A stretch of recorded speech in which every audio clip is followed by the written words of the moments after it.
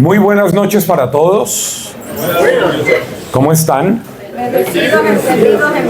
Bueno, me alegra mucho que podamos avanzar en nuestro camino.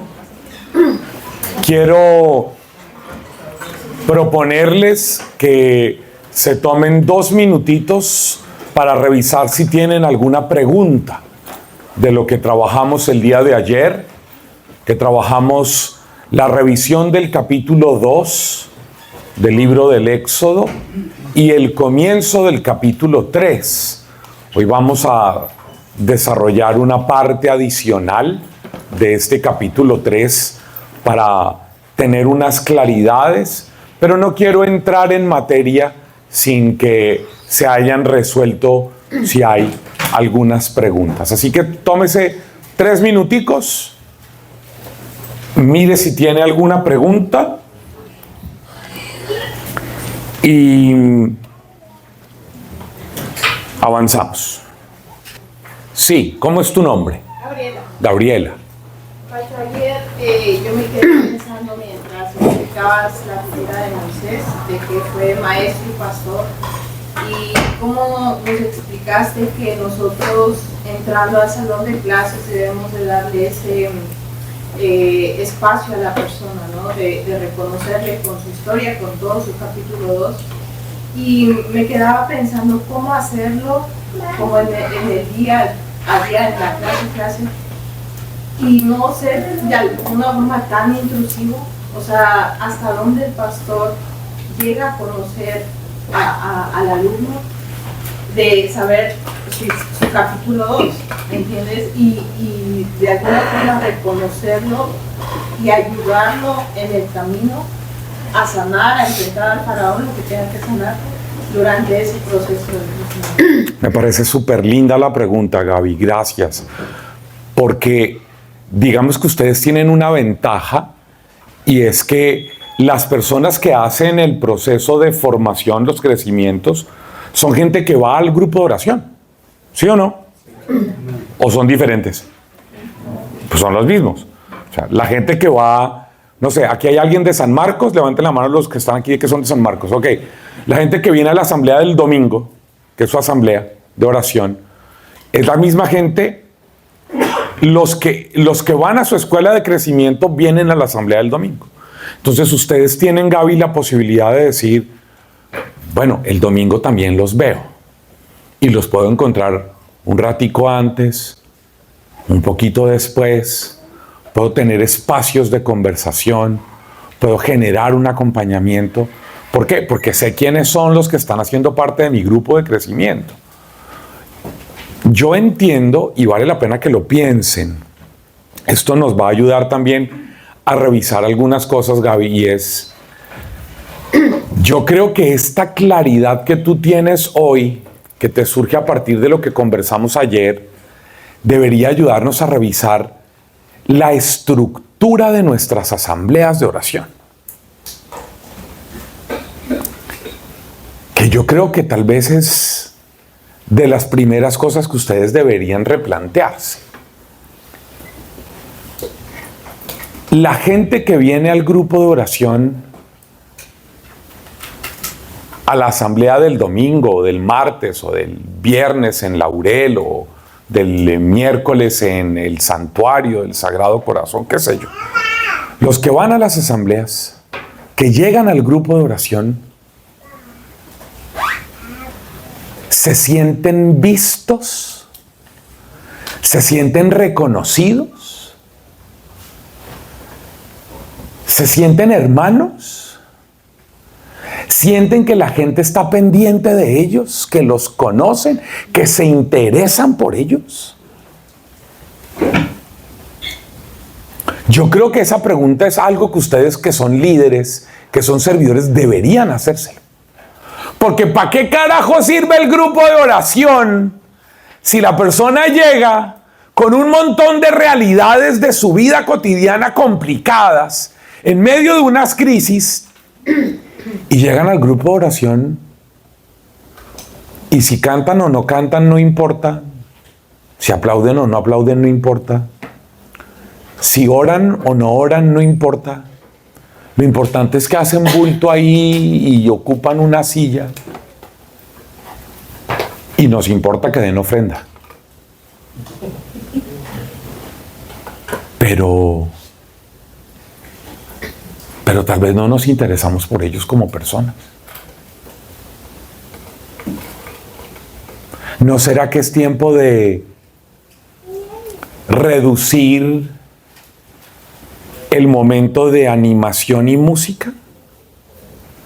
¿No será que es momento de reducir el tiempo de la predicación? ¿No será que es tiempo de reducir el tiempo de la oración final?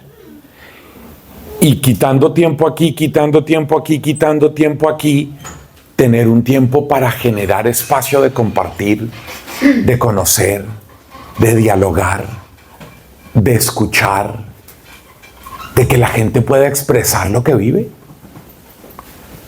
Porque si la gente no tiene tiempo para eso, como dicen que eso es una comunidad.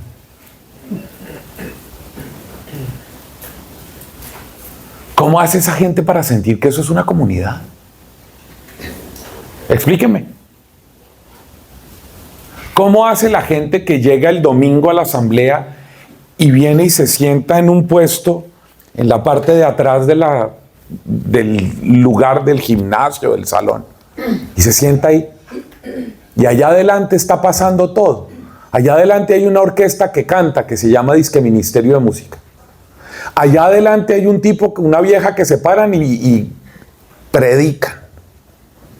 Allá adelante hay unos líderes que dan unas instrucciones. Allá adelante hay unas figuras que pasan y agarran el micrófono, y uno hace una oración de perdón, y el otro la oración de acción de gracias, y el otro la oración de Espíritu Santo, y el otro la oración de alabanza, y el otro la otra oración. Y luego nos dicen que nos pongamos de pie y nos tomamos de la mano para hacer el Padre Nuestro, y luego pasa un montón de gente y pasa recogiendo la ofrenda. ¿Sí son más o menos así sus asambleas? ¿O no? ¿Sí son así? ¿Y cuándo yo me sentí parte de la comunidad? ¿Cuándo me hicieron sentir que soy miembro de la comunidad? ¿Cuándo se interesaron por mí? ¿Cuándo mi vida les importó?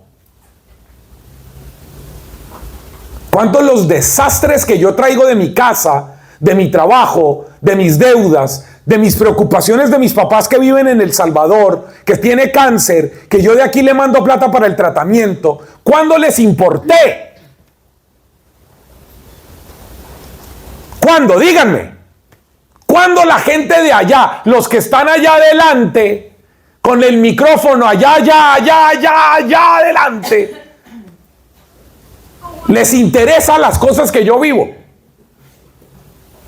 ¿Cuándo? Cuando vienen y se acercan a usted a darle la mano, darle un abrazo, a cortar con usted. ¿Y eso sí pasa? Pero ahora imagínense que quitaran un poco de tiempo a las canciones, que le quitaran un poco de tiempo a una predicación de 45 o 50 minutos, que le quitaran un poco de tiempo a ese desfile de hermanos que pasan a orar, y que ese tiempo lo dedicaran a, oigan, venga, hagamos grupos pequeños y pongamos a servidores que se sienten con todos los grupos pequeños para preguntarle a este tipo que está aquí sentado: oiga, ¿usted cómo se llama? ¿Hace cuántos que usted está viniendo aquí? No, yo hace 6 años. No, yo hace 4 años. ¿Y usted cómo es que se llama? No, pues nunca les ha importado en 4 años. Ah, pero eso sí, a la hora de la ofrenda sí vienen cerquita donde yo estoy. Sí, todos pasan por aquí. Pero ¿no creen que es tiempo de revisar? ¿O ustedes son de esa gente bruta de la renovación carismática que dicen: no, pero aquí siempre se ha hecho así? ¿Cómo vamos a cambiar si siempre lo hemos hecho así? Digo, pero un minuto. ¿No supone que eso se llama renovación? ¿No rutinización carismática? Pues no deberían ustedes generar una transformación de las estructuras, de las metodologías. ¿Por qué? Porque lo importante es la estructura, lo importante es la metodología, o la estructura y la metodología están al servicio de quién. Lo importante es ir más allá. ¿A quién están? La estructura y la metodología debe estar al servicio de quién. De la comunidad. Pues de la gente, de las personas. De las personas. O sea, lo importante del grupo de oración no es que usted cumpla con el schedule.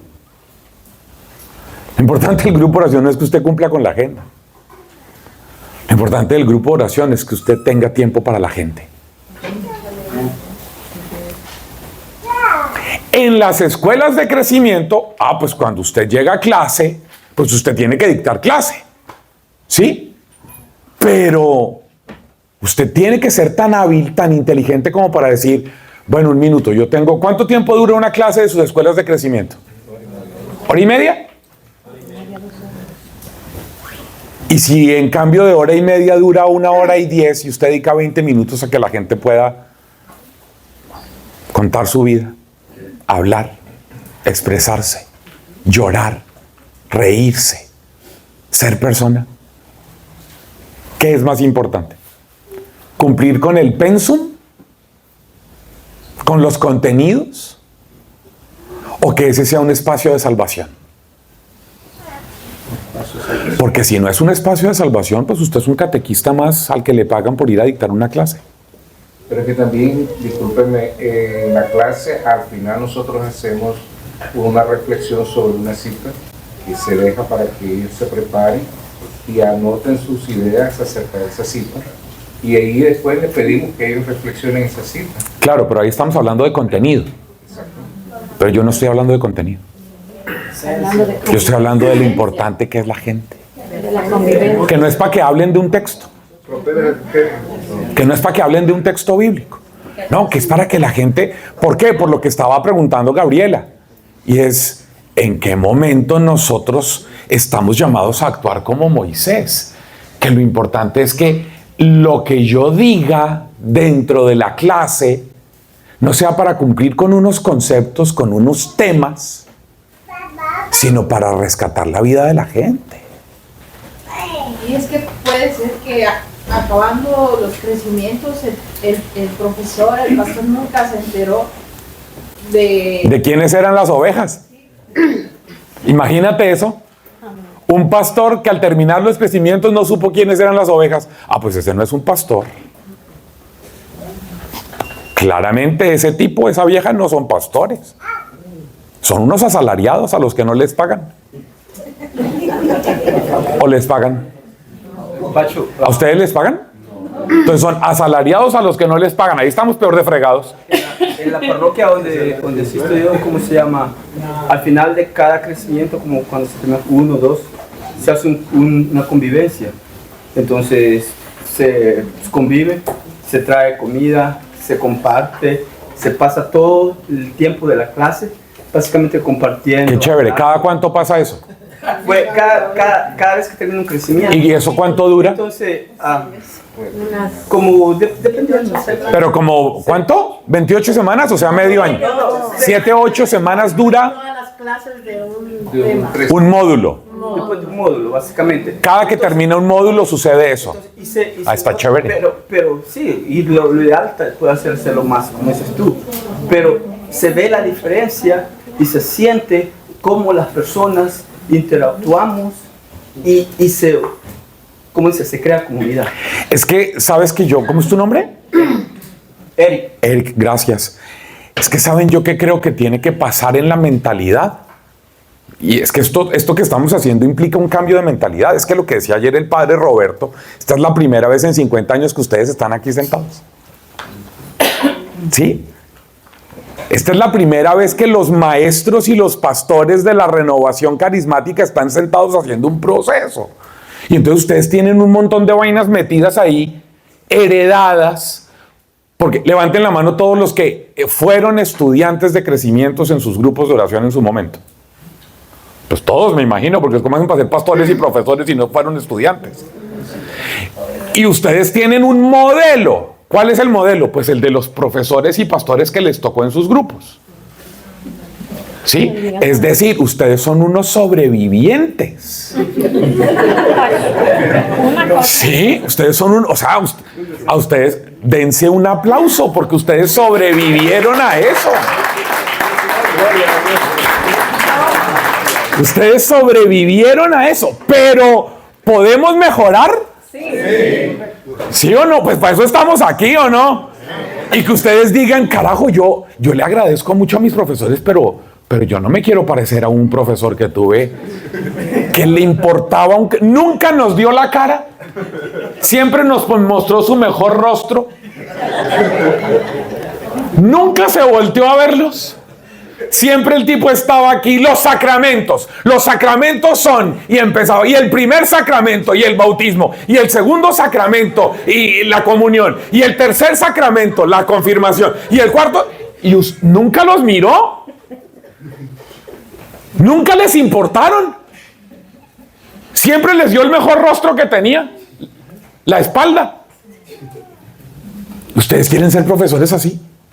¿Ustedes quieren ser pastores así? Pastores que no conocen a sus ovejas. Se llaman lobos. Yo pienso... Pastores que no conocen a las ovejas. Lobos. Lobos. Óiganme, ustedes están aquí para transformar la mentalidad. Y eso que dice Eric me parece muy importante. ¿Saben qué les voy a decir? Escríbanlo en grande en sus cuadernos. La mayor tarea de ustedes como profesores, como maestros y como pastores es pasar de un grupo de clase a una coinonía. El mayor esfuerzo que ustedes tienen que hacer es transformar una clase, una aula, un salón de clase en una coinonía. Porque la coinonía es una pequeña comunidad de vida que se interesan los unos por los otros. Coinonía con K. Se los puedo escribir si quieren. Se los voy a escribir aquí.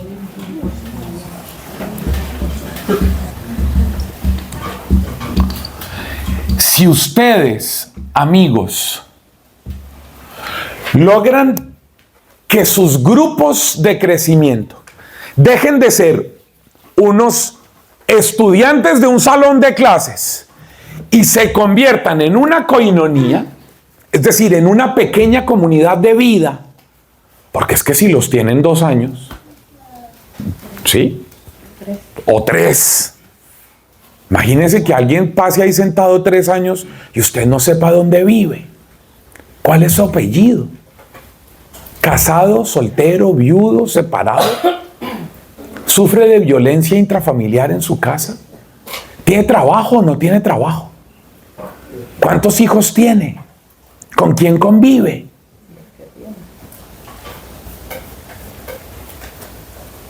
¿De dónde viene? ¿Cuál es su historia? Si usted no logra hacer eso, ¿cuántas personas hay en cada grupo de clase de crecimiento? 15, 20. Y pasa 3 años con ellos. ¿Y usted no sabe eso de ellos? ¿Nunca fue a la casa? ¿Qué cristianismo es ese? A mí con lo que me gusta comer y que me inviten, yo iría cada semana a la casa de uno.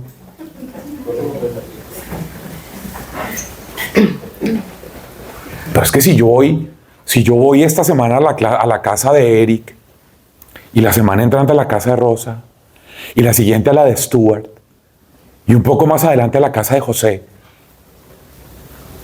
y luego vuelvo a la casa de Reina, y yo digo, eso que yo hago ahí es 10 veces más importante que lo que dicté escribiendo en el tablero, en la pizarra. Y si tengo 3 años para hacer eso, pero no se les ha ocurrido hacerlo, porque están repitiendo el modelo de sus profesores. Pero si lo que la gente necesita es eso. ¿Usted se imagina la emoción que va a tener Rosa, cuando yo le diga, bueno, ¿y cuándo me invitas a comer a tu casa? Y ella organiza y dice, mira, en mi agenda yo puedo el 6 de abril. El 6 de abril estoy ahí. Para ella, para su familia, para su entorno, esa visita sería muy significativa. Porque está diciendo, el pastor, el profesor de mi grupo de crecimiento de la comunidad, se interesa por mí. Se interesa por mi historia. Y ahí le estoy dando la mejor clase de la vida. Porque le estoy diciendo, es que a mí no me importa lo que tú aprendas, me importa lo que tú eres. Y cómo lo que yo te dicto aquí te sirve para mejorar la relación con el gordinflón de tu marido. Con tus hijos. Con tus viejos que están en otro lado. Con tus hermanos con los que están peleados. Porque yo, ¿para qué estoy formando?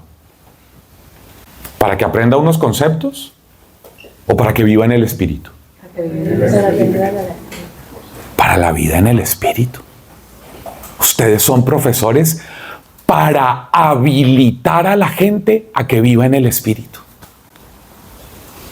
A que viva la vida diaria en el espíritu. Esa es su tarea. Y también para que dé unos contenidos, obvio. Yo no estoy diciendo que conviertan sus clases en unos convivios. No. Yo lo que estoy diciendo es, cumplan con el propósito formativo. Pero es que el primer propósito formativo es restaurar la vida de la gente.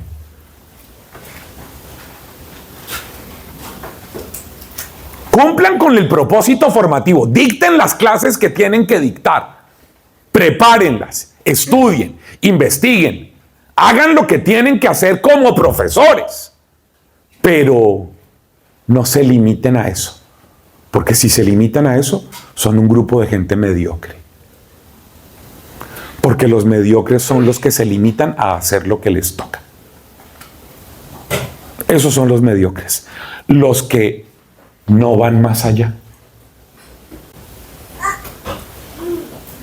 Moisés decidió ir más allá. Más allá de dictar clase. Más allá de hacer lo que hacía todos los días. Más allá. Solo cuando se va más allá, en la cotidianidad, Dios se revela. ¿Me estoy haciendo entender? Y esto necesita tiempo. ¿Sabes cuál es el problema? Pienso yo a veces, porque yo he tenido problemas porque yo a veces les digo que no hay que ser pastor solamente de domingo, que hay muchos más días con los que uno puede estar conviviendo y estarle llamando y preguntando y cómo están. Una llamada de 5 minutos no cuesta para acercarse más a ellos. Aquí hay incluso ya de los que se graduaron, que ellos saben que a ellos se les estaba haciendo eso. Un grupo que salió totalmente diferente porque hubo eso, acercamiento con la gente, que es lo que muchos a veces que como supuestamente solo somos de domingo, no quieren utilizarlos porque ¿qué es lo que dicen? Que ha sido el pleito que yo he llevado a veces, y yo voy a caer mal ahorita por eso, porque les digo, nada cuesta hacer una llamada, no porque no me quiero incluir, no me quiero meter en su vida, no quiero ser metida. No, pues yo quise en mi momento que fueran metidos en mi vida y que me preguntaran por lo menos cómo yo estaba cuando yo estaba en las clases de crecimiento. Y eso fue lo que yo no tuve. Y es lo que se necesita. O sea, yo no estoy diciendo que usted se entrometa en la vida de la gente. No. Lo que yo estoy diciendo es que usted lo que tiene que hacer es que la gente sienta que ellos le importan. Claro. Que ellos le importan. Y yo veré qué tanto te dejo entrar en mi vida. Así es. ¿Sí? O sea, yo no soy tan idiota como para decirte, mira, te voy a contar de la relación que tengo con mi papá. Pues si no, no. Pero que yo sienta que te importo. Que yo sienta que te intereso. Que yo no soy un estudiante, que yo soy un hermano. Porque imagínese la contradicción. En la asamblea semanal te trato como un hermano y en el crecimiento como un estudiante. La gente dice, ¿pero qué somos? ¿Estudiantes o hermanos? No, pues somos hermanos. Tenemos un rol distinto cuando entramos a clase, pero somos hermanos. Tráteme como un hermano. No me venga a tratar como un profesor. Trátame como un hermano. ¿Me hago entender?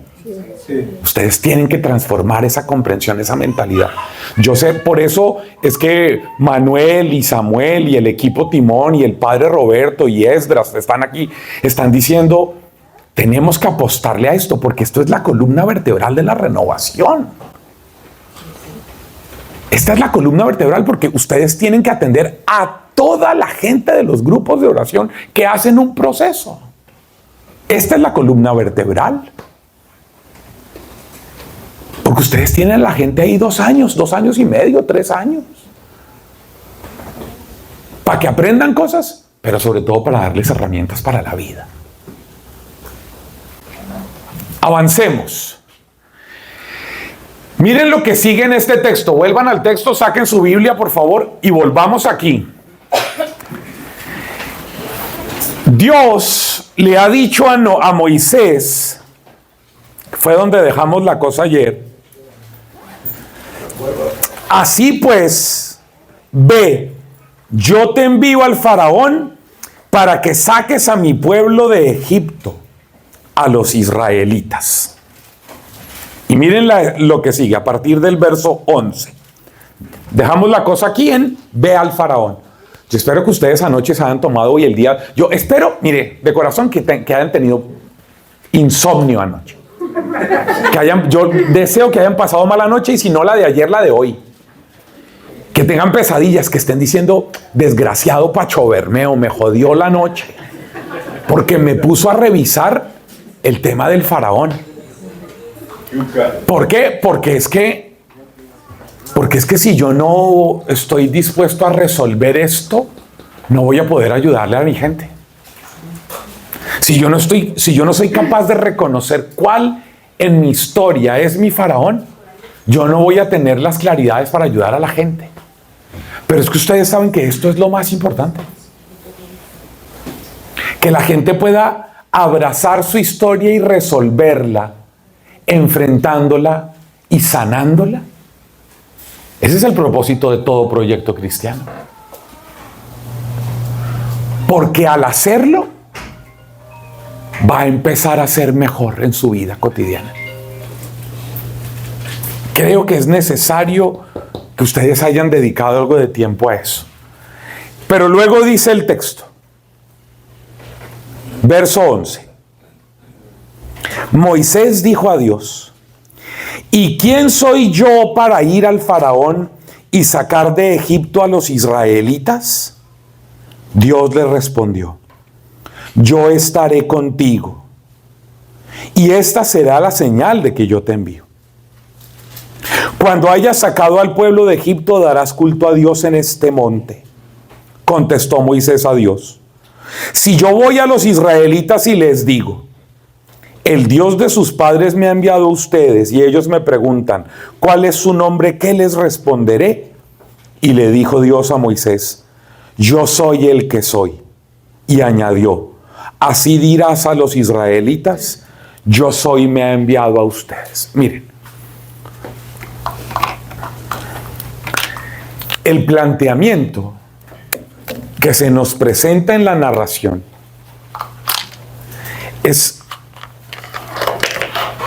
2 preguntas fundamentales en este encuentro con Dios. La pregunta ¿por quién soy yo?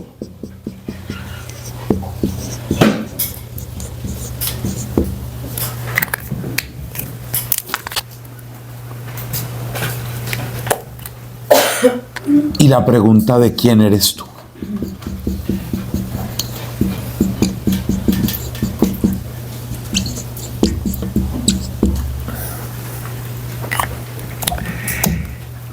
Esta es la base de la teología. Es decir, esto no se los voy a resolver ahorita. Uno estudia 5 años en la universidad para resolver, intentar resolver. Pero está el problema del hombre. ¿Quién es el hombre? Y la respuesta que Dios le da es maravillosa. Moisés le dice, ¿quién soy yo para ir al faraón? ¿Quién soy yo? Necesito resolver esa pregunta. ¿Quién soy yo? Y por eso antenoche Natalia hacía una presentación supremamente importante. Cuando les decía presentes. Y se acuerdan, ella hablaba de esencia y de estructura. Porque esto es lo que hay que resolver. ¿Qué es lo que necesita la gente, sus estudiantes, sus hermanos estudiantes? ¿Qué es lo que necesitan? Necesitan resolver esas dos cosas. Y ustedes los acompañan durante 3 años. La pregunta es si ustedes, los profesores y los pastores, ya lo resolvieron. O si al menos están caminando para resolverlo. Y están dedicándose a trabajar en esto. Porque detrás de esto está la antropología teológica y la teología. ¿Quién soy yo y quién eres tú? Y entonces, a esta pregunta de quién eres tú, Dios le responde con esto que nosotros llamamos el tetragrama. El tetragrama que es YHWH, de donde viene la palabra Yahvé o Jehová, como lo dicen los no católicos. Porque estos son en hebreo o en arameísmo, pues son unas consonantes. Ustedes saben que el hebreo, el arameo no tiene vocales. Eso es lo que se llama el tetragrama, el nombre sagrado de Dios. Que el texto nos lo dice como yo soy el que soy. Pero esa no es, digamos, antropológicamente o filosóficamente no es la mejor traducción. Si uno tuviera que hacer una traducción mucho más existencial de ese nombre de Dios, es yo soy el que te hace ser siendo en ti. Yo soy el que te hace ser siendo en ti. Ese es el sentido del nombre de Dios en hebreo. El que te hace ser, el que le da sentido a tu vida, siendo en ti. Por eso cuando Moisés pregunta ¿quién soy yo?, Dios le responde yo estaré contigo. Porque la única forma de responder a esta pregunta es en relación con Dios. No se puede responder la pregunta existencial sin estar en relación con el Creador. Yo solo sabré quién soy en la medida en que me relaciono con el que me hizo. Porque Él fue el que me hizo. Para poder comprender qué significa eso que ustedes enseñan en el catecismo de que somos hechos a imagen y semejanza de Dios. ¿Qué significa decir imagen y semejanza? Detrás de eso, en la universidad uno se demora un año, con 3 clases semanales, para poder entender esa descripción de hechos a imagen y semejanza de Dios. ¿Qué significa? No vamos a entrar en eso. Pero ustedes tienen que entender que esto es un proceso, que esto es un camino.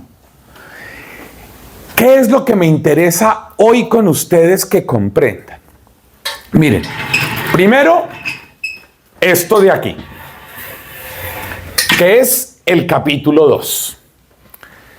Para que ustedes entiendan qué es lo que estamos haciendo aquí estas noches, ayer y hoy. Lo primero es, usted como persona, usted el profesor, el pastor, usted como persona está aquí. Tiene un capítulo 2. La persona del formador. La persona del pastor. La persona. Por eso empezamos con Jorge y con Natalia con los planteamientos que ellos nos hicieron. Y lo desarrollamos aquí con un poquito de aprendizaje bíblico. La persona.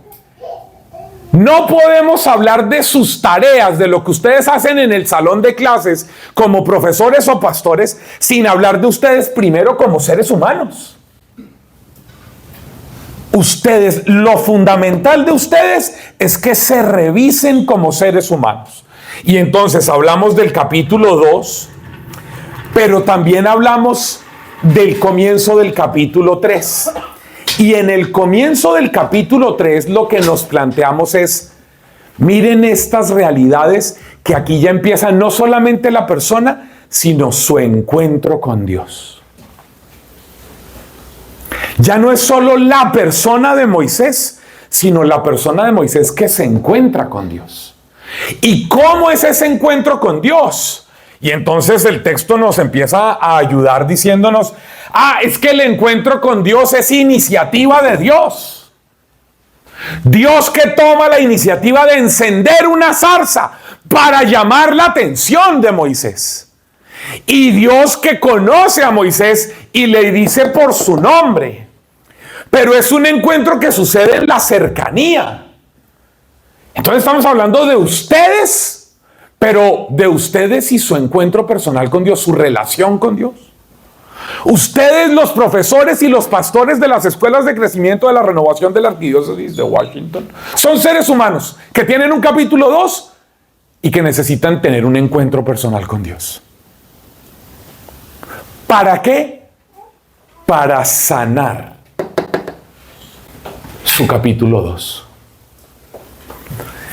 El encuentro personal con Dios debe llevarlos a sanar, a superar el capítulo 2. Ustedes tienen la responsabilidad de asumir esto. Pero para eso, descálcense. Porque viene una tercera dimensión. Y es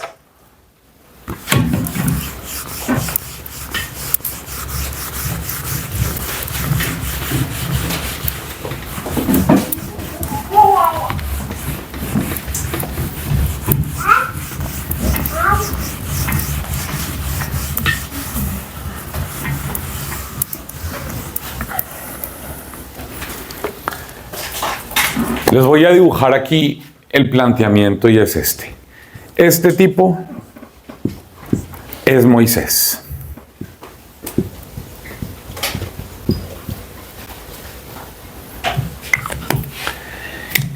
Que tiene un capítulo 2.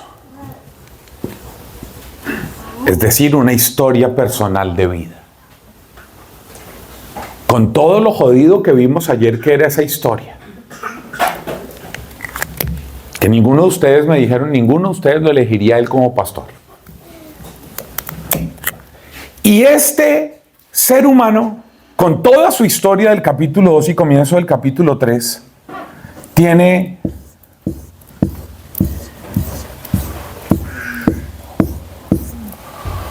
un encuentro con Yahvé en una zarza ardiente. Y ese encuentro con Yahvé lo debería mover en dos direcciones. En volver sobre su capítulo 2 y enfrentar al faraón. Porque lo que Yahvé quiere, se los dije ayer 3 veces, Dios no está buscando empleados. Dios no está haciendo aquí algo para que trabaje Moisés para él. No, Dios está haciendo algo aquí para restaurar a Moisés. Para restaurarlo en todas las áreas de la vida. Eso es lo que Dios quiere hacer en ustedes. Pero escuche lo que voy a decir ahora.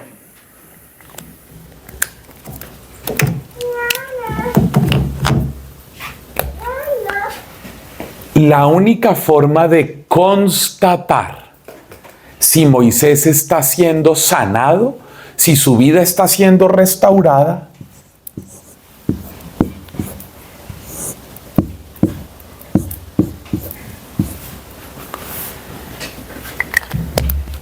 es en lo que le ha dicho Dios que debe hacer para ser feliz.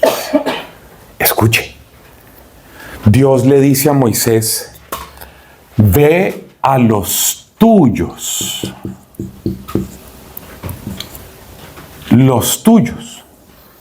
los hebreos, los israelitas, ve a ellos.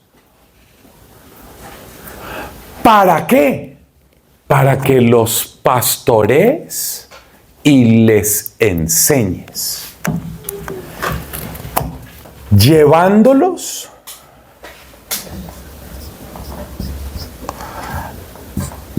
a lo que conocemos como la tierra prometida.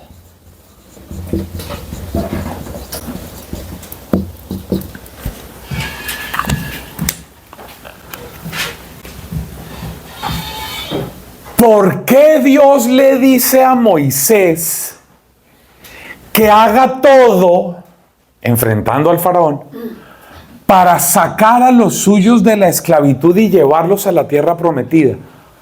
Porque escuche lo que voy a decir, porque es lo que Moisés necesita para ser feliz.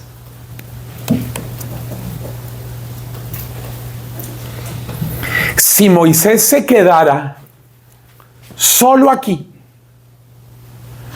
me encuentro con Dios, oro, canto, alabo, aplaudo, me arrodillo, voy al Santísimo. Trabajo en enfrentar a mi faraón. Sano la realidad que dejó el faraón en mí. Y nada más. Esto no es lo propio del Dios de la Biblia. Y por supuesto que no es lo propio del Dios de la vida cristiana. Porque el Dios de la vida cristiana solo es feliz en la medida en que sirva a los suyos. Cuando Dios le dice a Moisés, ve a los tuyos y sácalos de la esclavitud que están viviendo y llévalos a una tierra grande y espaciosa. Oiga, ¿usted sabe lo que significa grande y espaciosa? Grande y espaciosa significa en donde caben todos. La tierra prometida a la que ustedes llevan a su gente es una tierra donde todos caben. Pacho, pero las lesbianas y los homosexuales también. Todos. Pero Pacho, la gente que no se ha casado por la iglesia y que son convivientes. Pero Pacho, los que votaron por Trump y los de Biden.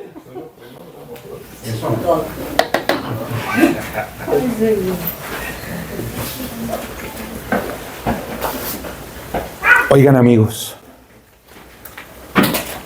a ustedes, sus profesores, cuando ustedes eran estudiantes de las escuelas de crecimiento, ¿los ayudaron a ver a todos como iguales o sembraron en ustedes y en sus cabezas y en sus corazones esas ideas en las que ustedes se sienten superiores y mejores que los demás? Que porque usted hizo los sacramentos, que porque usted está casado por la iglesia, que porque usted va al grupo de oración, que porque usted reza el rosario, que porque usted lee la Biblia, que porque usted viene a la asamblea, que porque usted viene a los congresos, que porque usted va a los retiros, usted es mejor que su hermana que es testigo de Jehová, usted es mejor que su cuñado, usted es mejor que su sobrino ateo, que Dios la libre de tener una hija lesbiana. Les enseñaron eso. Les hicieron creer que ustedes eran mejores. Pues si es así, los llevaron a una tierra chiquita y angosta, no una tierra grande y espaciosa. Dígale a la persona que está a su lado, porque no quiero que nadie se venga a dormir aquí. Dígale a la persona que está a su lado, tú tienes que llevar a tu gente a una tierra grande y espaciosa.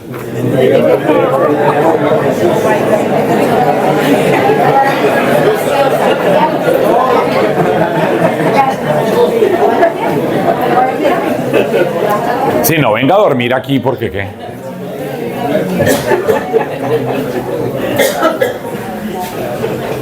Oigan, amigos, este es el proyecto. ¿Se acuerdan que Moisés no tenía proyecto de vida? ¿Se acuerdan que se casó con la primera vieja que conoció? ¿Que se montó en el primer bus que le pasó? Ahora tiene proyecto de vida. Óiganme bien. Ahora tiene proyecto de vida. Ve y conviértete en maestro y en pastor de los tuyos para llevarlos de sus esclavitudes a la tierra prometida.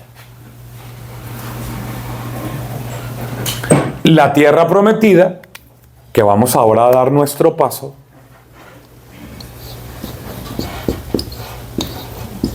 se llama Jesús. Por eso yo se los decía ayer, en el texto de la transfiguración, Moisés y Elías están conversando con Jesús y desaparecen. ¿Y quién queda? ¿Y queda Jesús radiante? ¿Sí o no? No. No. Queda Jesús humano. Nunca se les olvide que cuando se van Moisés y Elías, ¿se acuerdan que llega la nube de gloria? Que Pedro está queriendo hacer unas carpas que el tipo no ha entendido un carajo. Quiere quedarse ahí a vivir. Y la voz que viene de la nube le dice, este es mi hijo amado, escúchenlo. Y se van Moisés y Elías. ¿Y quién queda? Jesús. Porque Él es la definitiva tierra prometida. Él es a donde llevamos a nuestra gente. Así que esto tiene tres partes. La primera parte, la persona. La segunda parte, el encuentro con Dios. Y la tercera parte, mi proyecto de vida, que es sacar a los míos de su esclavitud. Y es para eso que ustedes dictan clases y son pastores.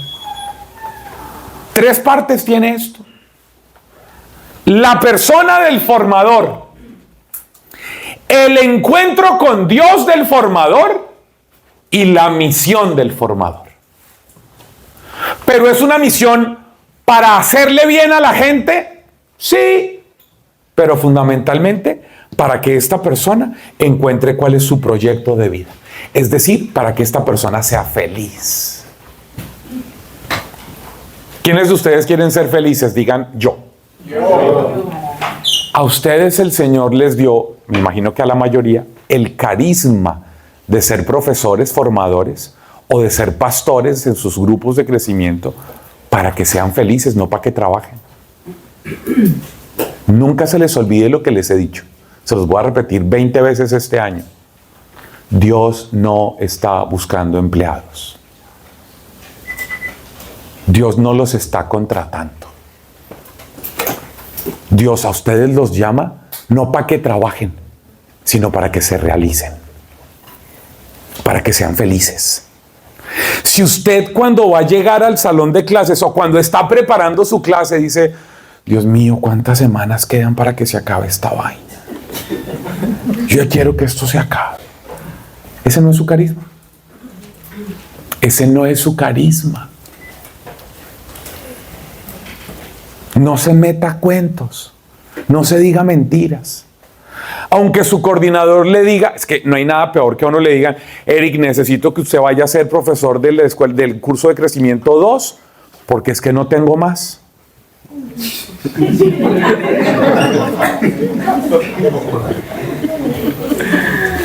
Es que no tengo a nadie más. Imagínese eso. Imagínese el discernimiento carismático de ese coordinador. Escojamos al mudo para que vaya a dictar clase. Porque no tengo a nadie más. ¿Tan jodidos? ¿Cómo va a elegir de profesor de un curso de crecimiento al mudo? Pero es que no tengo a nadie más. No, pues si no tiene a nadie más, pare y reestructure su proceso de crecimiento. Pero no les mande de profesor al mudo. ¿No ve que les va a hacer más daño que bien a los estudiantes? Pare y reestructure. Esto no es para no es que como no había más. No. Usted necesita el carisma. Porque esto es una cosa de renovación carismática. Y si no hay carisma, pues eso no se puede forzar. Puede que sea una persona muy estudiosa, muy estudiada, pero si no tiene el carisma, pues no es lo suyo, punto. No es lo suyo, ya no puede hacerlo, ¿sí? No tiene por qué obligarlo.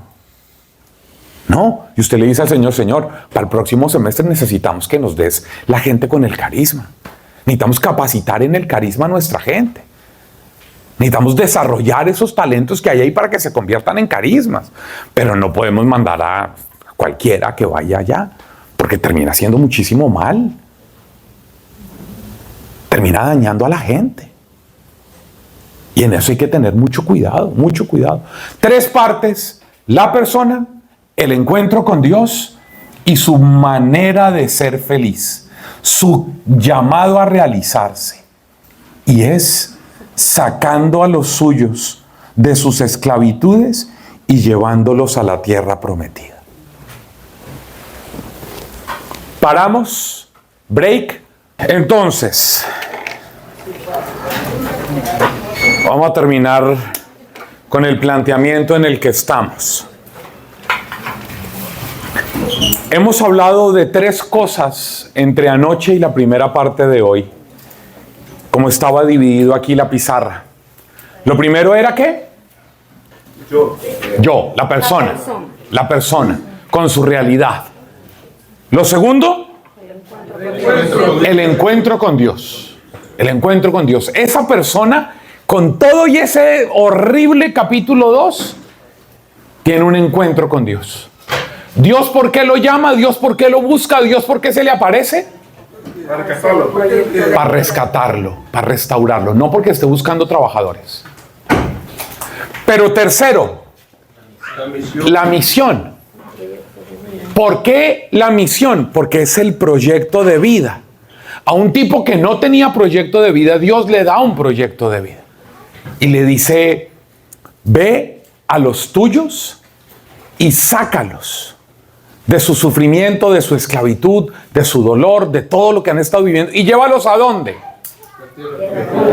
A una tierra grande y espaciosa, a la tierra que emana leche y miel, a la tierra de la inclusión, a la tierra de la acogida, a la tierra de la presencia de Dios que es abundante, que emana leche y miel, ese Dios que es abundante, que da y sigue dando, ese Dios que no es tacaño, ese Dios que es generoso, ese Dios que es bondadoso. Y Moisés asume la tarea. Y Moisés asume la tarea de llevar a su pueblo. Y entonces se convierte en pastor. Pero como dijimos, y esto es fundamental entenderlo, ¿ustedes para qué es que forman a la gente en sus crecimientos? ¿Para qué? Para la vida en el espíritu.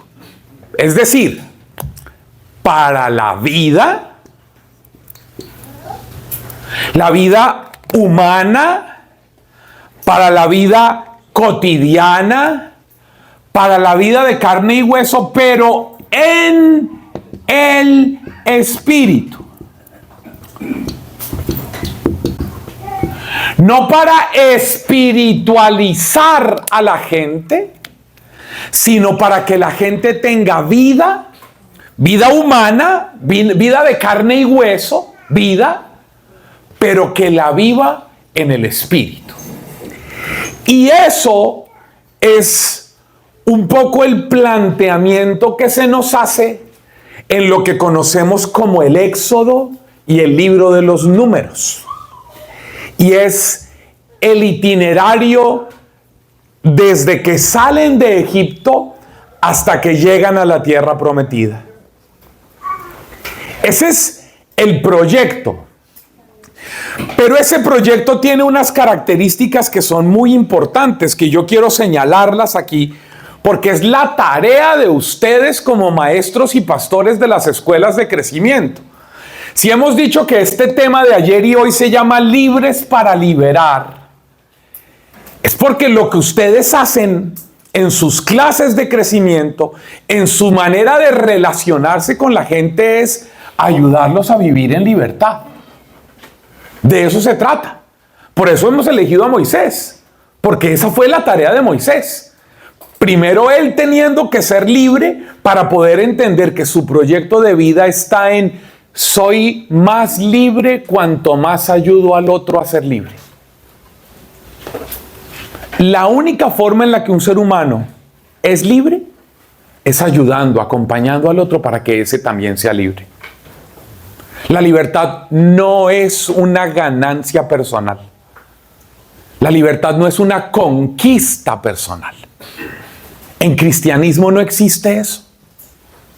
La libertad es una conquista comunitaria. Siempre. Siempre. Por eso ustedes y yo tenemos que comprender este camino. Es el camino de Moisés con su pueblo.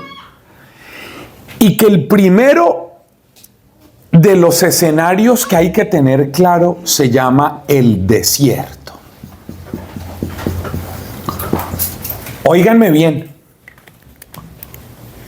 Ustedes son profesores, son maestros, son pastores en el desierto. El desierto en la Biblia es una realidad que va desde el Génesis hasta el Apocalipsis. El desierto en la Biblia no es un lugar geográfico, sino es lo que uno llamaría un escenario teológico. Porque el desierto, a mí me da pesar, pero me parece lindo que ahorita en Cuaresma podamos hablar del desierto, porque es cuando se utiliza la figura del desierto en los tiempos litúrgicos nuestros. Me da pesar que la gente le ha puesto a la idea del desierto una carga negativa. La gente habla del desierto con una carga negativa. La gente, ay, Padre Roberto, ore por mí, que yo estoy tan fregada, estoy en un desierto. Y uno dice, qué raro, porque el desierto en la Biblia es otra cosa. El desierto en la Biblia es el lugar donde Dios cautiva, seduce, enamora, libera, transforma, restaura la vida de la gente. Eso es el desierto. Claro, pero el desierto implica aridez, implica sequía. El desierto implica agotamiento. Es decir, el desierto es la realidad propia de un ser humano que tiene que enfrentar un montón de situaciones difíciles, pero la experiencia del Dios que sostiene y que levanta. Y eso es lo que hace Moisés. Moisés lo que hace es ayudar a sus estudiantes, al pueblo, estos que están aquí de negro, sus estudiantes, a descubrirse a sí mismos y a descubrir a Dios en el camino del desierto. Eso es lo que ustedes deben hacer.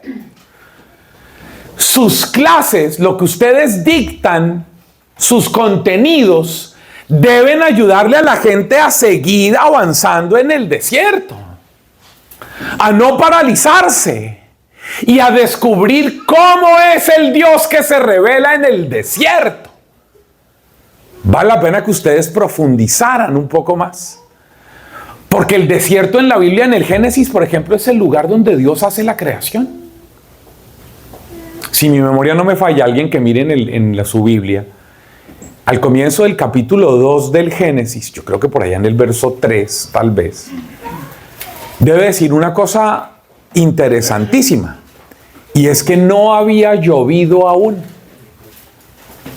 que no había plantas ni arbustos. ¿Alguien lo vio, lo encontró? No sé ustedes cómo anden de orientación bíblica, pero el Génesis es el primer libro.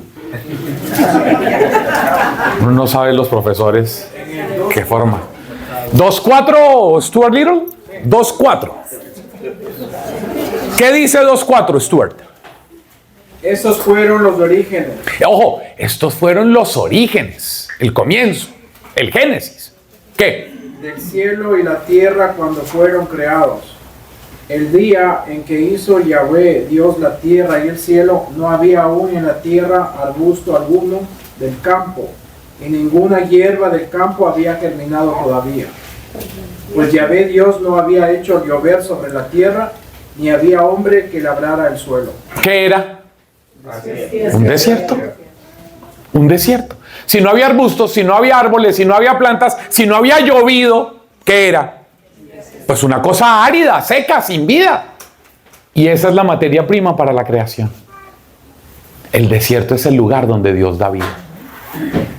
Óiganme, cuando ustedes se encuentren a su gente en clase que está pasando por una situación difícil, dígale, claro, es árido, es seco, es estéril, pero eso es lo que Dios necesita para dar vida.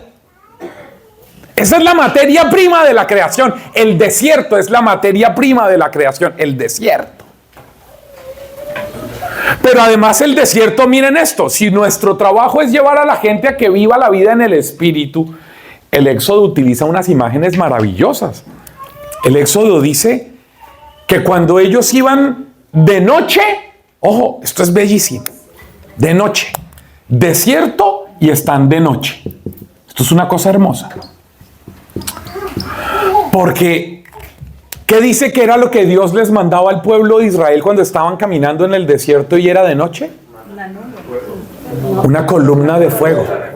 ¿Sabe por qué? Porque la noche no puede paralizar a nadie. Levanten la mano los que han pasado por noches difíciles y jodidas en sus vidas. Pero hay que seguir caminando. ¿Sí? Allá alguien hizo así. Óiganme, sus estudiantes, la gente que ustedes acompañan en sus escuelas de crecimiento, pasan por situaciones difíciles y fregadas. ¿Y qué necesitamos? Maestros y pastores que le ayuden a la gente a seguir avanzando en el desierto y de noche. Hay mucha gente que llega al grupo de oración paralizada en la vida. Paralizada. ¿Cuántas personas llegan? Yo conozco aquí mismo,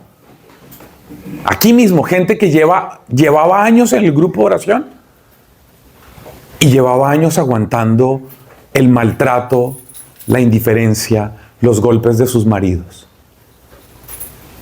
Y eran líderes, eran servidores, servidoras. Y estaban paralizados.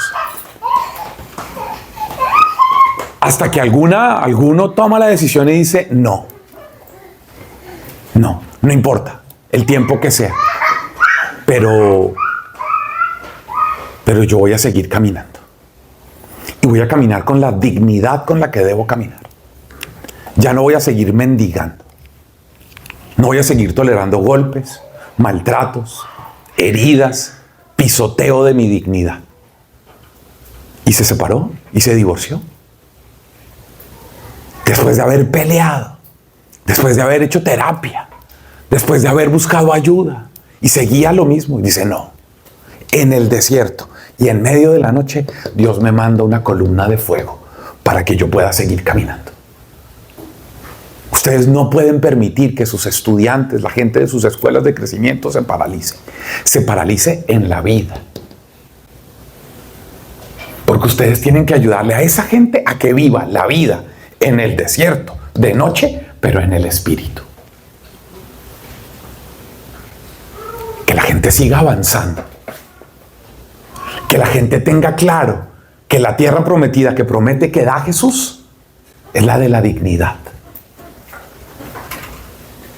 Que nadie puede vivir por debajo del nivel de dignidad por el que ha sido creado.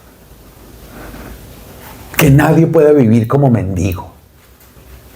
Y este es un pueblo que estaba acostumbrado a ser pisoteado.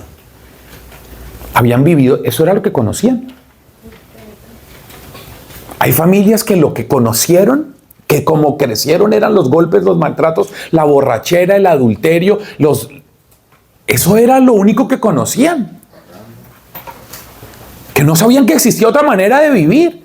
Porque el abuelo crió así, porque la abuela se dejó así, porque la mamá crió así, porque la mamá fue criada así, Y entonces lo que ellas aprendieron es que había que crecer así y esa era la manera de vivir. Pero llegan a la renovación carismática, llegan a su grupo de oración, en Reina de las Américas, en San Marcos, en Santa María en Laurel, en el Santuario del Sagrado, en donde sea, y llegan. Y los profesores, los maestros, los pastores les dicen, no señora, usted no está condenada a repetir la historia de su abuela ni la de su mamá. Usted no puede permitir que sus hijas, la cuarta generación, crezca viendo eso.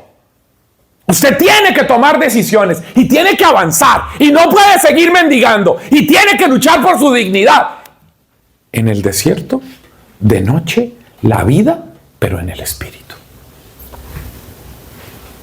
Eso es mucho más importante que enseñarle a la gente que los sacramentos son 7. Eso es mucho más importante que hablar de los pecados capitales. Eso es mucho más importante. Porque ¿de qué le sirve a la gente saber que los 7 pecados son 7 y que los 7 sacramentos son 7? Si va a llegar a la casa a permitir que el imbécil del marido la golpee. ¿Para qué le sirve? Una cosa es que usted diga verdades y otra cosa es que lo que usted diga le sirva a la gente para vivir la vida en el espíritu. Y cuando la gente entienda eso, ahí usted le explica los sacramentos como fuente de vida y dignidad. Los sacramentos como fuente de vida y dignidad para eso. Pero sin lo importante, hablar de 7 sacramentos no es más que una teoría que no le sirve para nada. Pero cuando yo le hablo de lo importante, de la dignidad, del seguir adelante, del avanzar en el desierto, de no claudicar, aunque esté de noche, de vivir la vida en el espíritu, entonces le enseño que los sacramentos son medios que la van a capacitar para que tome estas decisiones.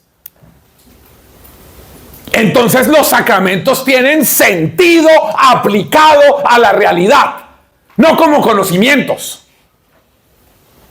sino como gracias para esto.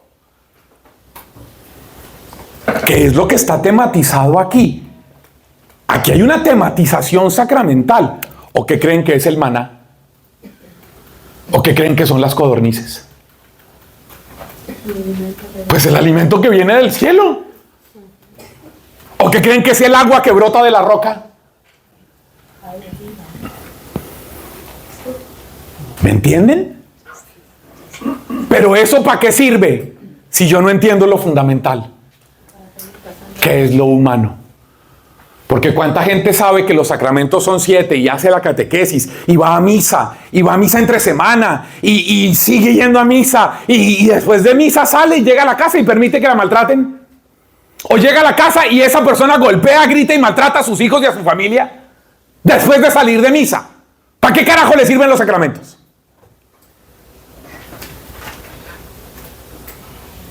Eso no es magia. No, eso no es que esa persona va a cambiar a punta de... Entonces, padre, dele 4 hostias. No, me dan ganas de darle las hostias, pero a lo español.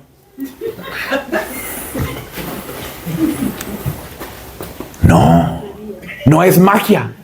Enséñenle a su gente que los sacramentos no son magia. Que no necesitan andar con la cartera llena de agua bendita y aceite exorcizado, sal de no sé qué vaina. O sea, ¿para qué carga con eso? Lo convierte eso en un fetiche. Tenemos gente de la Renovación Carismática de Washington que anda así, que se creen que son muy intercesores y muy poderosos porque andan con agua bendita y un tarrito de aceite entre el bolsillo y que se envuelven en la mano la camándula y el escapulario y andan como si fueran viendo demonios por cualquier parte. Sean serios. Ustedes son los profesores y los maestros que hicieron que la gente saliera con esos fetiches. Sean serios. Si ustedes son maestros y son pastores, es para que la gente sea seria. Y ser seria es no prostituir los sacramentales ni los sacramentos de la iglesia. Cuidado con esas enseñancitas mediocres que le dan a la gente dizque porque son muy intercesores. Y se los digo delante del padre asesor. Sean serios. Porque si no, la gente en sus grupos de oración sale de sus clases a vivir así, viendo demonios por todas partes. Y entonces, no, mi sobrino que está metido en eso, no, venga mi hijo, y yo les saco de aquí de mi kit, el kit intercesor que me dieron. Entonces aquí tengo en el kit agua bendita y sal exorcizada y lo unjo con aceite para que deje de oír a Bad Bunny.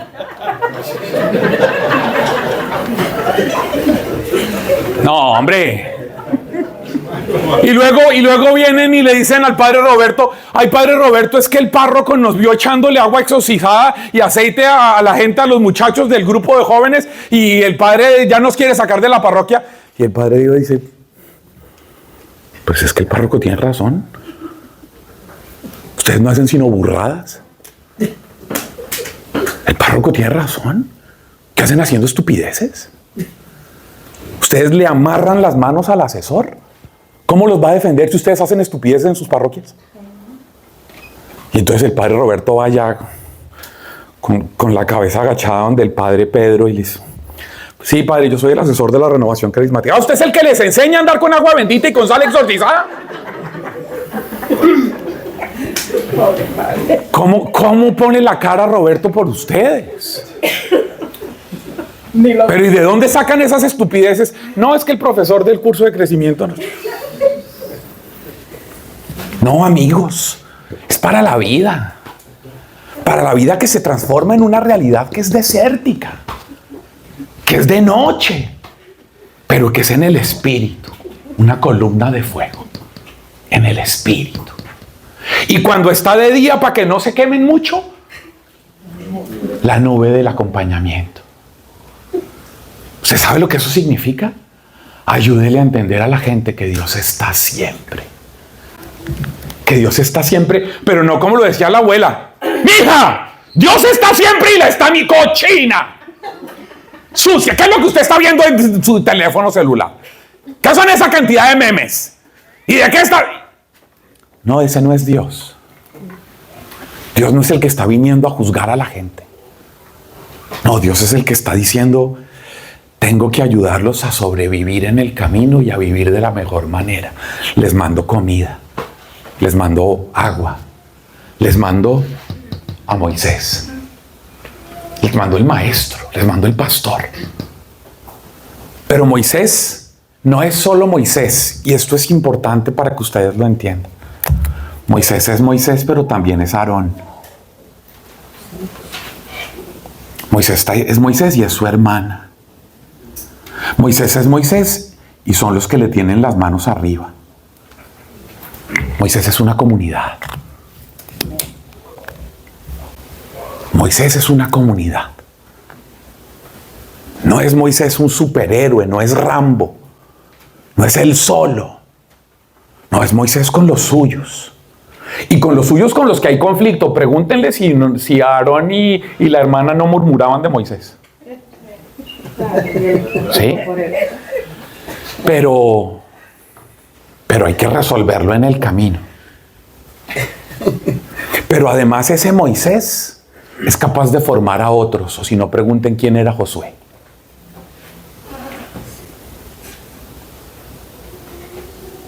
Necesitamos que haya un trabajo de formación de nuevos líderes. Porque si no, Eric termina mandando de profesor al mudo. Porque como no hubo más, ¿a quién mandamos? Pues al mudo. No, pero si hay formación de líderes, si hay Josué, el trabajo de Josué fue gracias a Moisés. Moisés trabajó formando y educando a Josué, formando líderes que lo relevaran, que condujeran al pueblo hasta la conquista de la tierra. Ustedes tienen esa responsabilidad. Formen maestros, formen pastores. Oigan, cuando el pastor se acuesta con la pastora y tienen relaciones genitales, de ahí no nacen ovejas, nacen otros pastores. Los pastores engendran pastores, no engendran ovejas. Ustedes tienen que engendrar pastores y maestros. Tienen que antojar a la gente de esto. Alguien me preguntaba en estos días, Pacho, ¿usted por qué decidió renunciar a su trabajo y dedicarse a la predicación y a la formación? Le dije, porque yo vi a mis maestros, a mis predicadores. Yo crecí en la década de los 90s, la primera parte de los 90s en Colombia, en donde yo estaba viviendo la fe, que es el minuto de Dios. Por ahí pasaban los grandes líderes de la renovación de América Latina.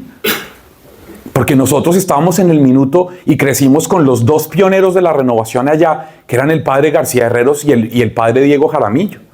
Y nosotros veíamos que eran sus hermanos, eran como los tíos nuestros, nosotros que éramos como hijos del padre Diego, y por ahí pasaba Emiliano Tardif.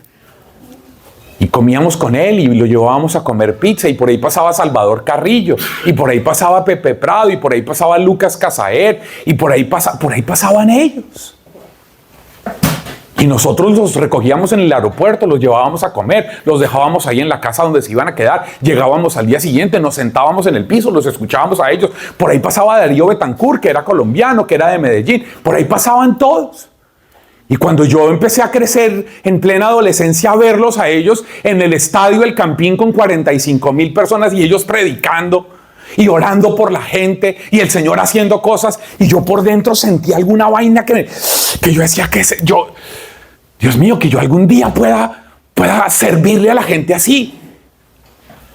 Y eso fue lo que fue generando en mí, que ellos me contagiaron.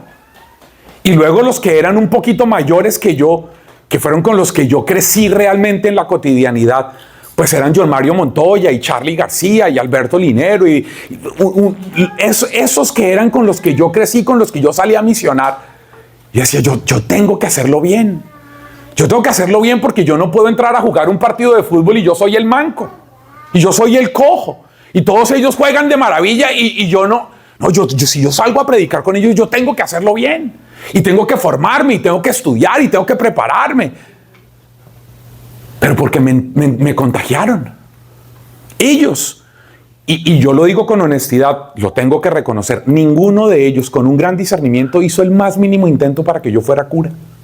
Ninguno me presionó, yo no hice ni siquiera una semana de promoción vocacional, nada. Ellos fueron tan cuidadosos y tan respetuosos conmigo, desde el padre Diego hasta mis hermanos, John Mario, Charlie, Alberto, lo que sea, que ellos tenían claro que yo era para otra cosa. Pero yo tuve que estudiar sentado en la misma silla que ellos. Ustedes que han tenido aquí al negro Paneso, a Chocolate, pregúntenle al Chocolate. Yo a Chocolate, cuando yo era el coordinador de los jóvenes de Colombia, de la renovación, el negro tenía 11 años. Y yo lo acompañé desde que estaba allá en su Cartagena, en su grupito de oración, hasta el día de hoy. Y quiere tumbado. Y quiere tumbado. Y él sí que quiere tumbado. Sí. Pero es antojen a la gente. Yo le agradezco mucho a Dios y a ellos, que ellos me mostraron que había en mi corazón un gran deseo de esto, de hacer esto, de entregar la vida a esto. Ustedes tienen que generar Josués. Ustedes tienen que heredarle a la gente. Y eso sucede cada vez que usted entra a un aula, cada vez que usted entra a un salón con su gente, cada vez que usted saca un ratico de tiempo y le escribe un mensaje de texto. Oiga, Juanita, ¿cómo siguió? ¿Cómo está? ¿Cómo le va? ¿Qué necesita? Me está escribiendo la profesora de las clases de crecimiento. ¿Se está interesando por mí? Ay, yo también quiero eso, yo también quiero hacer eso. Yo no solo quiero dictar clases, sino quiero preocuparme por la gente. Motiven a la gente eso. Que la gente viva de esa manera para que pueda entender que este camino es el camino de la vida en el Espíritu y que ustedes los van a llevar aquí. Este es el monte de la alianza. ¿Por qué? Porque esta es la representación de Pentecostés. Porque esa es nuestra identidad. Mañana vamos a meternos en ustedes como maestros y pastores dentro de la identidad de la renovación carismática. Pero la clave está aquí. Si ustedes leen en el Éxodo, cuando Moisés va llevando al pueblo y llegan al monte Sinaí, al monte de la alianza, se van a encontrar con que el narrador utiliza una cosa maravillosa y dice que en ese monte temblaba, había un terremoto y que caían truenos y se encendía el fuego. El monte de la alianza y el concepto de la alianza y la idea de la alianza y la vivencia de la alianza está expresado en las mismas categorías en la experiencia de Pentecostés en el capítulo 2 de los Hechos. ¿Qué hay en el capítulo 2 de los Hechos? Un viento huracanado que llenaba toda la casa. Unas lenguas de fuego. Unas lenguas que hablaba la gente. Lo mismo que aquí. Porque Moisés es el profesor, el maestro y el pastor que lleva a su pueblo a tener la experiencia de la alianza.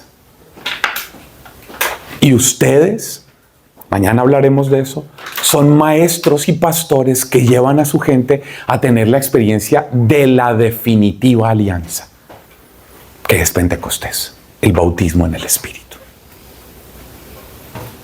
Ustedes tienen que ser expertos en nuestra identidad. Porque si no, son unos catequistas más de la parroquia, que tocan temas parecidos a los de los catequistas de las parroquias, y está bien. Pero nosotros somos de la renovación y tenemos una identidad. Ustedes son maestros y pastores que lleven a la gente a esta experiencia de la alianza que para nosotros se llama Pentecostés.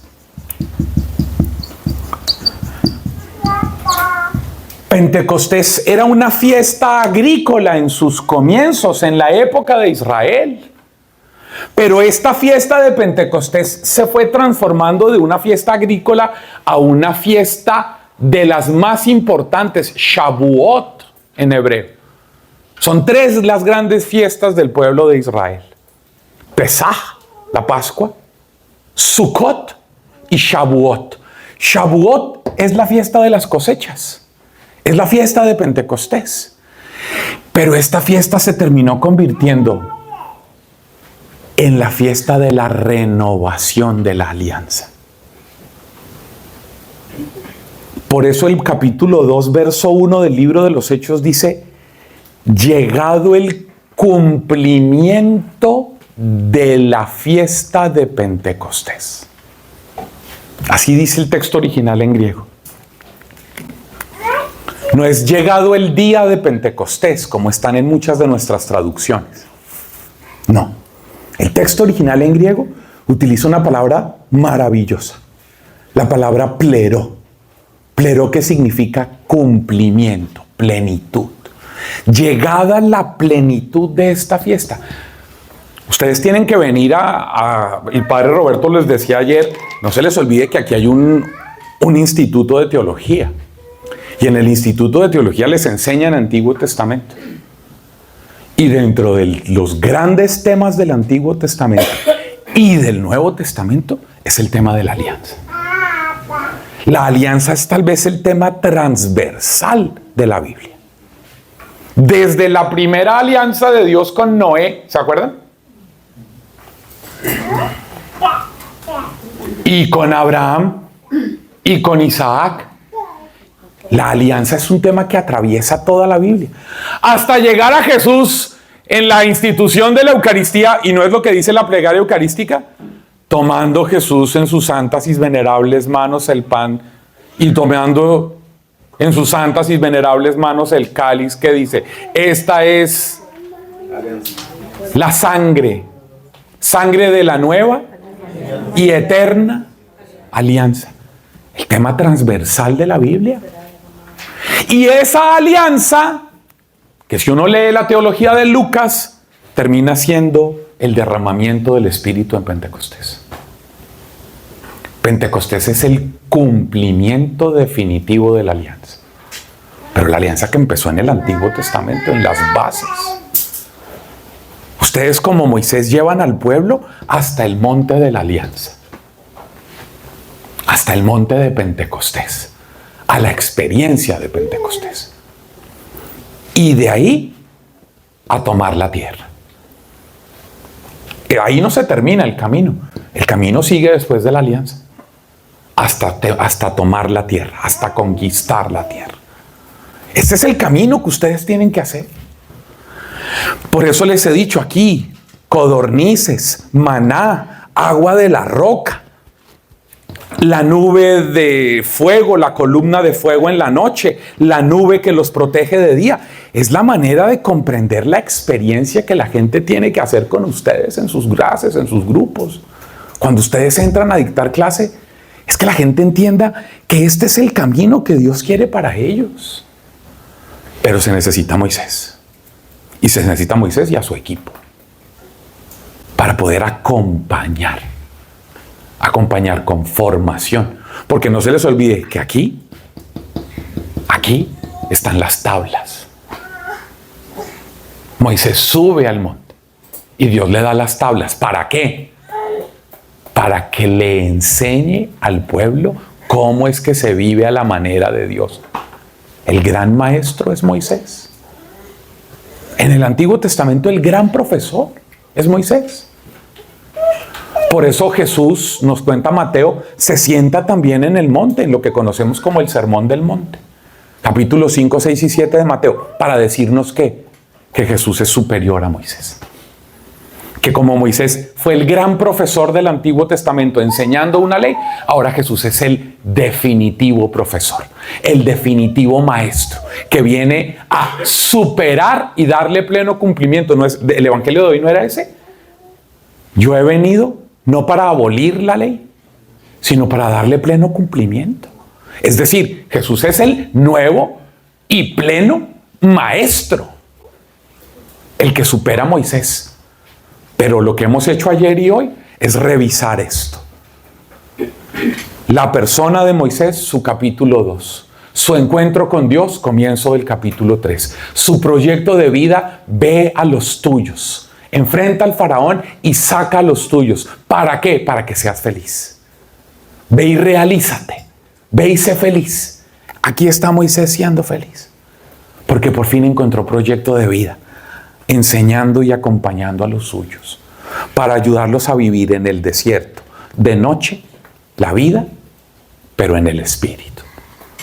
Enseñándoles que Dios está siempre llenándolos de múltiples maneras de descubrirlo, pero también de formación, la ley, y de vivencia fundamental, la alianza, pero para seguir el camino, hasta llegar a él no entrar, sino Josué, para conquistar la tierra. Este es el camino de un maestro y de un pastor, a la manera de el mejor, el más grande, en el Antiguo Testamento, que es Moisés. No hay uno más grande. No hay uno más relevante para el pueblo de Israel. No hay uno que sea más significativo, es Moisés. Por eso yo no podía hablar en esta semana, empezar mi participación en ella, sin plantearnos a Moisés. Porque estamos hablando del modelo de lo que ustedes deberían ser. Ustedes que son maestros y que son pastores. Y en él se ve un maestro y un pastor. El modelo. El siguiente modelo será Jesús. Y después de Jesús, cuando Jesús muere y resucita, y derrama su espíritu, ahí aparecen otro par de modelos y de pastores que son muy importantes, que deberemos aproximarnos a ellos. Pero esto me parece que es más importante porque ustedes entienden que hay un proyecto existencial. Que a ustedes se les llamó no para que trabajaran, sino para que sean felices. Entrar al salón de clases. Si usted está antes del salón de clases diciendo, uy, que se acabe rápido, esto no es lo suyo. Esto no es lo suyo, no es su carisma. Sea honesto y dígale al coordinador del grupo, no hay profesores para el segundo nivel, no hagamos segundo nivel. Pero no vaya a poner a alguien a dictar algo cuando no es su carisma. Porque esto es un carisma. De eso tendremos que hablar en este tiempo. De que esto es un carisma. Las características del carisma. El perfil carismático. De eso tendremos que hablar. Todo lo demás, los contenidos de Biblia y esas cosas, vengan los lunes a la formación en teología. Pues yo no voy a venir desde Colombia a dictar un curso de Biblia que les dictan aquí mejor. Eso es una bobada. Venir yo desde Colombia una semana a dictarles una introducción a la Biblia, cuando aquí Roberto, Rigoberto, los profesores de aquí, les dictan en 3 años un curso de Biblia. Y les dictan teología, y les dictan antropología teológica, y les dictan formación humana. Es una cosa muy seria. Yo no voy a venir desde Colombia a dictar un curso de Biblia aquí. No tiene sentido. No, aquí necesitamos la teología pastoral de lo aplicado a la realidad de ustedes, a su carisma, a su ministerio. Por eso empezamos por aquí. ¿Alguien tiene alguna pregunta? ¿Nada? Cerramos este capítulo. Mañana abrimos otro. Le damos la última repasada a ustedes en sus casas a Moisés, capítulo 2, capítulo 3 y el proyecto de vida que se llama Éxodo. Éxodo. El proyecto de la nueva creación. ¿Estamos listos? Pónganse de pie, por favor.